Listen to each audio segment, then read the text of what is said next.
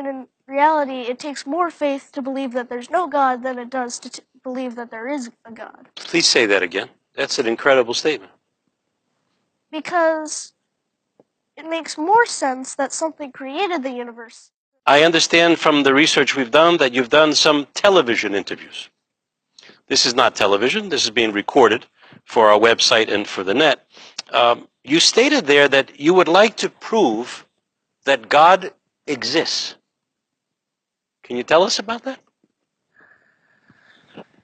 Well, I could go on about my whole theory, but... Whatever you like. That's a little long. Okay. So should I? Yeah, that's why we're here. We're here to learn. So, okay. Right? Theological school, college, we're here to learn. Okay.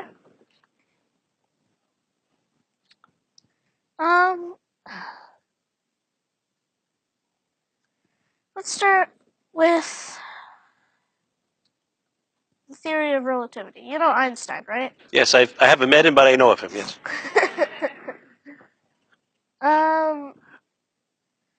Well, in his theory, he said that the displacement of space-time is the cause of gravity. Okay.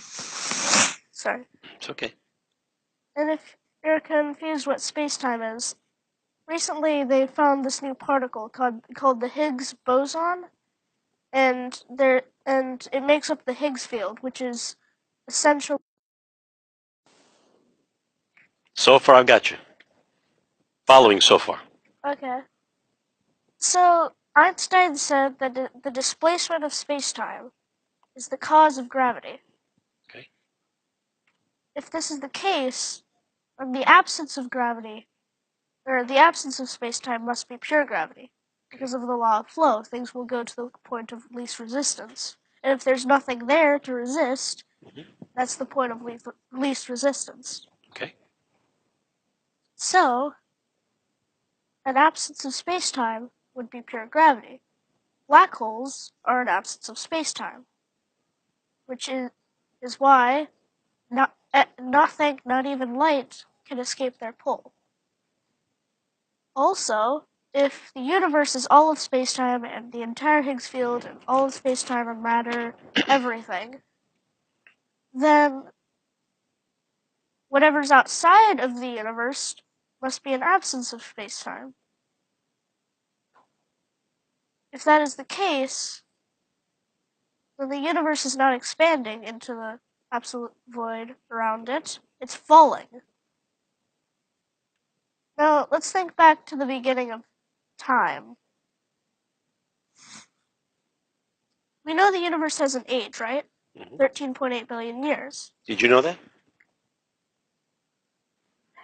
Most of you had no idea what he's talking about. Okay, go ahead. So, 13.8 billion years ago, the entire universe was reduced to a singularity, a particle smaller than a quark. However, if gravity is always working, i.e. if you jumped off this building, you're not going to fall 15 seconds later. You're going to fall immediately. So if gravity is always working, then and if the singularity was always there, like some atheists try to say, then the universe should have no age. It should be infinitely old. But it's not. It has an age. It's 13.8 billion years old. And something can't come from nothing because it would have to exist in order to cause itself to exist, which is illogical. So therefore, something other must have created the singularity. And that something other we observe as God. Have other people challenged you on your theory? Or you feel solid with what you're saying? I feel fairly solid with what I'm saying. Okay. What about Hawking's when he talks about the fact that there should be no cause because of gravity? You want to talk about that? Well, Hawking's theory that there should be no cause because of gravity, well, gravity can't create something. Gravity can't do anything if it's not acting against something. Gravity is literally nothing, as we stated before. And nothing applied on nothing is just nothing. Nothing. Even I can follow that. Okay. Yeah. All right. Well, Did you get that? Most of it? We'll have some questions afterwards. Okay. Clearly, you have been gifted with certain things and knowledge. And I guess the question, and it's probably too young yet for you to actually figure it out, but what are your dreams?